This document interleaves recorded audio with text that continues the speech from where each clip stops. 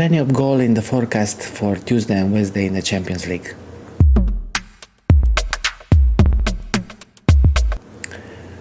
What's up everybody, welcome to A Ball and a Goal. My name is Cornel and in this video I'm gonna give you my predictions for match day 2 of the Champions League. So I'm gonna start with the games from Tuesday. Atalanta Club Brugge or Bruges, depending where you are.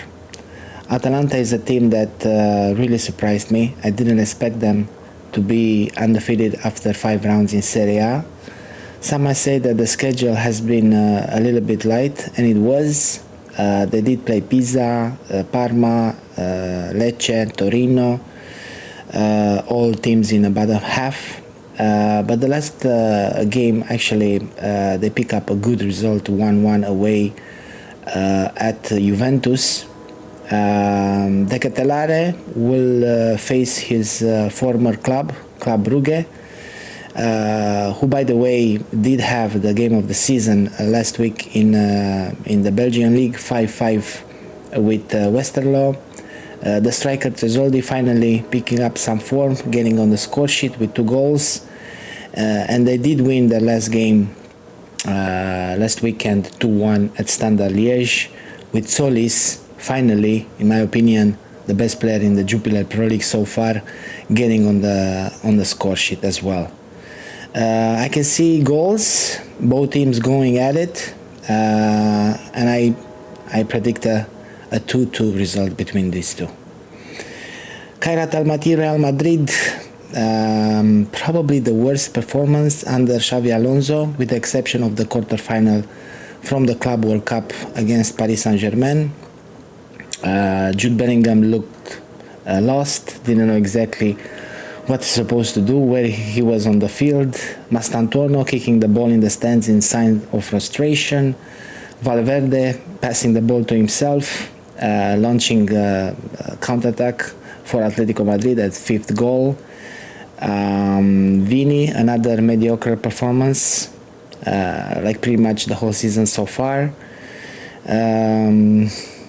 Arda Güler being lazy, trying to make a clearance with his foot instead of his head and conceding a cheap penalty. Yeah, overall, very, very poor performance from Real Madrid. Some of it down to Xavi Alonso, and he's trying to experiment in probably the most difficult game, especially when it comes to physicality, that they're going to have whole season. However, I do expect them to win and get back in Madrid with 3 points. 3-0 for Real Madrid. Atletico Eintracht, this is going to be a game that I cannot wait to see, because both teams are scoring goals for fun. 5-2 for Atletico over the weekend against Real. Julian Alvarez excuse me, becoming the talisman that they needed.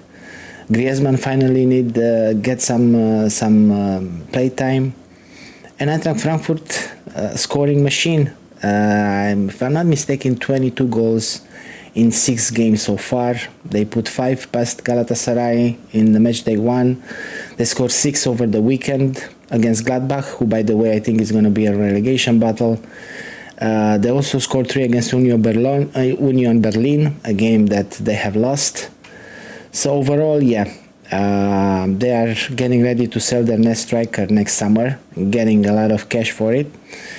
I see a lot of goals, and I see Atletico Madrid just about winning it by 1 goal, 3-2. Bodo Glimt Spurs, rematch of last year's semifinals in Europa League. Spurs up and down so far this season. They did beat City. They managed to get a point against Brighton, being down. Managed to get a point against Wolves over the weekend, again coming from behind. I do, however, expect them to win it by a goal, given the quality they do have in the squad this season. So 2-1 for Spurs.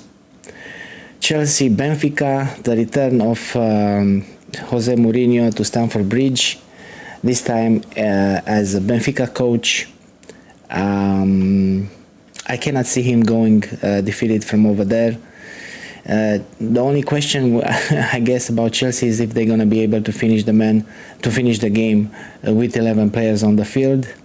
I do see Benfica getting a point, and I can see a scenario in which both teams will actually be satisfied with a 1-1 draw, given the fact that they both started with defeats, and a defeat in this game will basically mean not quite elimination, but panic mode for whoever is gonna lose it.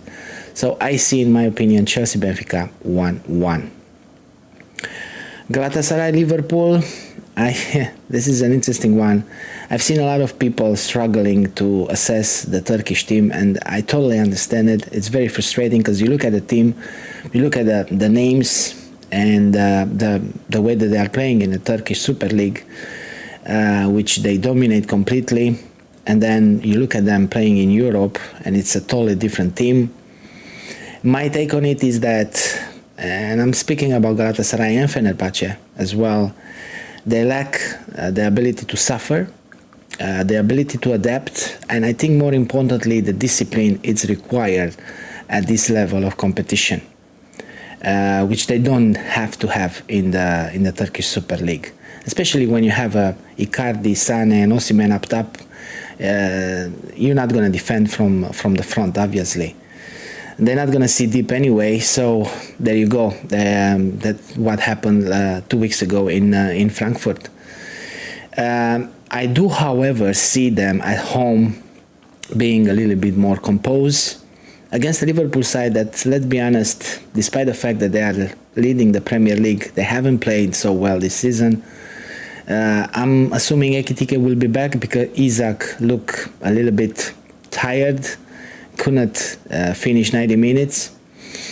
I can see Liverpool just about doing enough to win by 1 goal, 2-1, but I think it's going to be a closer game that a lot of people think it will be. Inter Slavia Prague, 2 wins for Inter since the last game, 2-1 against Sassuolo, and a win away at Cagliari over the weekend, which saw Esposito finally scoring his first goal in Serie A, to the delight of Kivu, the coach, who threw a bottle on the ground as a sign of celebration. Yeah, I can only see a Inter win in this game. Actually, I think the game over the weekend away at Cagliari was their best performance so far this season, even better than the one in which they beat Torino 5-0. So, yeah, for me, 2-0 for Inter. Marseille Ajax, big week for Olympique Marseille. 2 big wins, one in Le Classique, 1-0 against Paris Saint-Germain, and I think an even bigger one, 2-1 away at Strasbourg over the weekend, coming from behind. And I can only see a Marseille win, even though I think Ajax will nick a goal, because they do have some talent up top. So for me, Marseille Ajax 2-1. And the last game on Tuesday, Pafos Bayern, another scoring machine from Germany after Eintracht Bayern. They did play on Friday, so they are well rested. I can see Kane, Gnabry, Diaz, Olise getting some sort of goal involvement in this game. And I also can see Pafos scoring one because they do have some technical players in that team. I like Jaja, for example. So Pafos Bayern 1-4. On Wednesday, Karabag Copenhagen. Karabag, in my opinion, the biggest surprise of the match day 1. 3-2 win away at Benfica, which led to Bruno Lage exit and the arrival of Mourinho. I don't know exactly how much is down to Benfica and how much is down to Karabag. I don't want to take anything from them because they did deserve to win the game and they did play a good game. However, I'm not quite sure yet about their quality.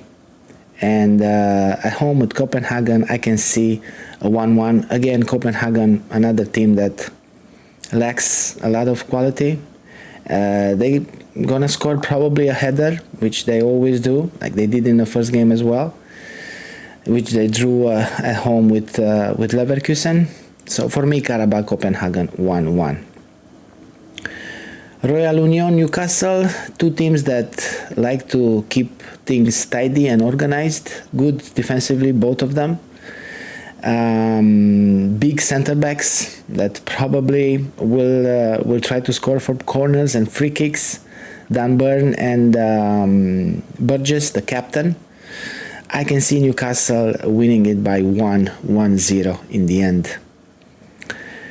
Arsenal Olympiacos, again a straightforward game in my opinion. I cannot see Olympiacos scoring, dealing with probably the best defense in Europe at this moment. And I can see Arsenal doing a professional performance and winning by 2-0.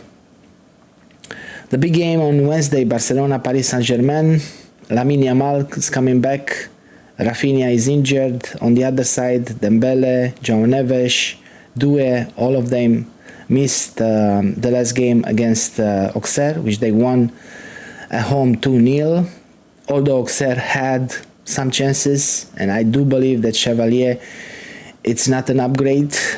There will be moments in this competition, not in the league phase obviously, but in the knockout rounds, which they're going to miss Donnarumma and his big saves.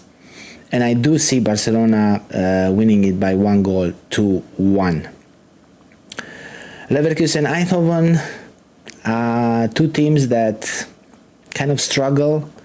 Eindhoven, a win over the weekend in the Dutch league, but obviously, in my opinion, the second biggest surprise of the match, they won the game that they lost at home against Union Saint-Gilloise 3-1. Leverkusen,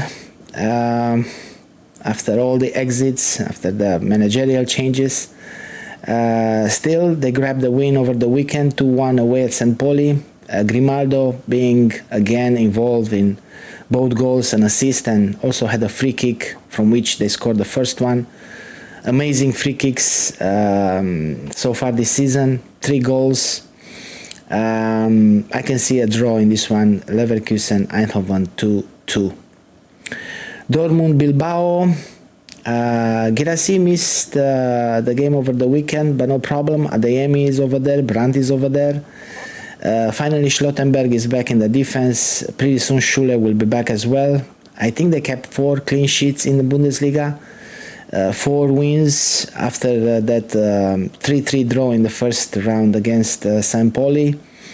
They do have the tendency of being inconsistent sometimes. We've seen it in the games against St. Pauli. We've seen it in the games against Juventus when they had 4-2 and they let it slip in the end. But the more I look at this Bilbao side, it's very one-dimension team. A lot of grit, a lot of fight, a lot of determination. But without Nico Williams, there's nobody over there to score the goals. And I can see actually a comfortable win for Dortmund at home, 3-0, even without Girassi. Monaco, Manchester City. I don't think we can judge Manchester City over the game they had last weekend, 5-1 home against Burnley. Monaco, on the other hand, battered Metz 5-2. And then over the weekend, Thilo Kehrer got 2 yellow cards in the first half, and they got beaten by Lorient 3-1, which actually is a bad defeat in my opinion. Lorient is going to be one of the sides fighting for relegation from Ligue 1. Still a good team, Monaco, if they keep 11 on the field. And I do have questions about Manchester City, who basically, in my opinion, has been dragged by Haaland so far this season. So Monaco, Manchester City for me 2-2. Napoli Sporting, finally they lost in Serie A over the weekend, 2-1 away at Milan. Actually, they've been very poor in the game. They had 1 extra man in the second half and still couldn't score a second goal. Didn't create too much. The biggest chances came from shots from outside the box from Neres. On the other side, Sporting, in my opinion, it's not the team that it used to be. So for me, Napoli winning it by 1 goal, 1-0. And the last one, Villarreal Juventus, 3 wins back to back in La Liga for Villarreal. And the most important thing, in my opinion, is how Marcelino managed to rotate the team and getting the big guns at the end of the games, winning all the games in the last 10 minutes. Yeah, big wins for Villarreal, like I said. And Juventus finally dropping points, 1-1 2 weeks ago against Verona, and 1-1 at home against Atalanta. And with all the firepower they have, Openda started this time, Vlahovic on the bench, coming on as a substitute obviously in the second half, Jonathan David as well, Ildiz. Actually, the goal they scored was basically a poor clearance from Atalanta defender, which basically assisted Cabal for the equalizer, pretty close to the end actually. So I can see Villarreal winning this 2-1. These are my predictions for match day 2. I hope you guys enjoy it. Until next time, everybody, have a wonderful day. Bye bye.